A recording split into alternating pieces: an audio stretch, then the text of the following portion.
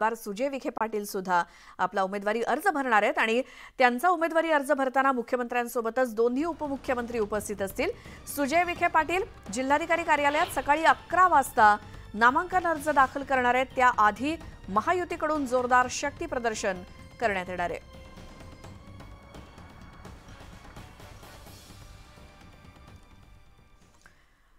तर मुख्यमंत्र्यांसोबतच दोन्ही उपमुख्यमंत्री आज अहमदनगर जिल्हा दौऱ्यावरती आहेत आणि महायुतीच्या उमेदवारांचे अर्ज दाखल केले जाणार आहेत।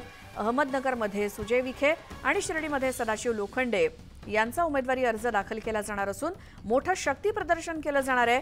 शिर्डीमध्ये मुख्यमंत्र्यांच्या उपस्थितीत भव्य सभेचं आयोजन करण्यात आलं असून अनेक नेते यावेळी उपस्थित असतील।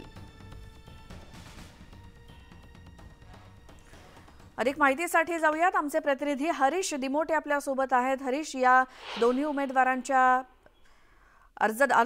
उमेदवारी अर्ज दाखल करण्यासाठी मुख्यमंत्री उपमुख्यमंत्री कधी येत आहेत नगरमध्ये, शिर्डीमध्ये, आणि कसं नियोजन आहे त्यांच्या सभांचं आणि रोड शोचं? नक्कीच आपण बघितलं तर महायुतीने अहमदनगर जिल्ह्यातल्या दोन्ही जागा अतिशय प्रतिष्ठेच्या केलेल्या आहेत आणि आज मोठं शक्ती प्रदर्शन महायुतीकडनं केलं जात आहे।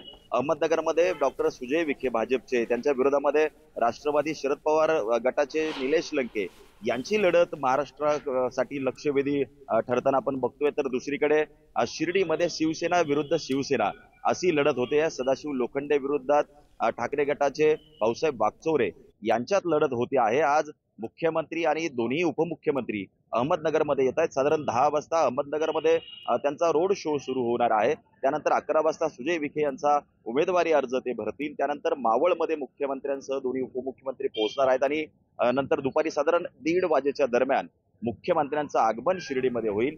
शिर्डीमध्ये उमेदवारी अर्ज दाखल केल्यानंतर या ठिकाणी भव्य सभा देखील पार पडणार आहे। मी आता सभेच्या ठिकाणी आहे।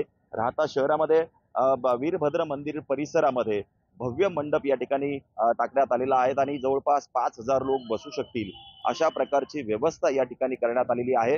मुख्यमंत्री एकनाथ शिंदे असतील, उपमुख्यमंत्री देवेंद्र फडणवीस, अजित पवार यासह महसूल मंत्री राधाकृष्ण विखे पाटील, दादा भुसे, नीलम गोरे अनेक नेते या सभेला उपस्थित राहणार आहेत। 2 दिवसापूर्वीच आदित्य ठाकरेंची सभा याच ठिकाणी पार पडलेली होती। आदित्य ठाकरेंनी अनेक आरोप शिवसेनेच्या शिंदेसह अनेक नेत्यांवरती केलेले होते, त्यामुळं त्यांच्या आरोपांना देखील काय उत्तर देतात हे बघावं लागणार आहे।